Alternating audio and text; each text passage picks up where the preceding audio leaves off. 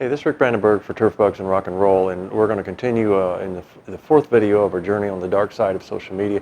And I'm going to really specifically talk to you about how poor sources of information and poor information can negatively affect the turf industry. And I'm going to give you specific examples of which people have approached me. We always have to remember that many of our clients, our homeowners, our families that have children play on sports turf, the people that play golf on our courses, the people that buy our products. In many cases, they're well-educated, enlightened people, and they see things differently, and they may not always see things the way that we see them. And we have to not necessarily agree, but we have to understand that and appreciate that.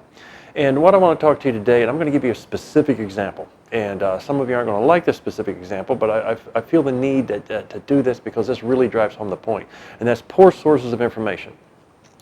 This is not about climate change. It's not about whether it's slowly happening, whether it's rapidly happening, whether it's not happening at all. This is about poor information and poor sources of information. And here's where I'm going to start. If you come to me and say you get your climate change information from John Coleman, the founder of the Weather Channel, I'm going to tell you to come back when you have a reliable, credible source of information. John Coleman was never a climate scientist. He was a TV weatherman. He had a degree in journalism from University of Illinois. He is not what I would call an expert, nationally, internationally, by any regard. He never did any research on climate change. He never published the first paper on climate change. And you might say, well, Rick, why is that really that important? Yeah, it's important. It's a start to being an expert in something. So John Coleman is not. And when you say, this is where I get my climate change information, and you put him on that pedestal and he say he's an internationally renowned climate scientist, you're wrong. He absolutely is not. Well, here's where that can negatively impact the turfgrass industry.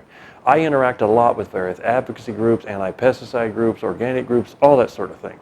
And I actually had someone come to me, and in a very polite, diplomatic way, they just simply said, is the information you get on the safety of Roundup from experts of the same level or lack of expertise as, say, John Coleman of the Weather Channel? In other words, they were questioning, are the people we rely upon as experts on Roundup safety really not any better scientists than John Coleman?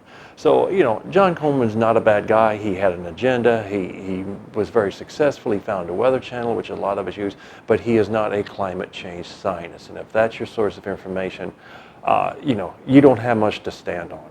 I hate to bust that bubble, but that's really the way it is. There are lots of climate scientists, reliable ones, quality ones, that you can get your information from.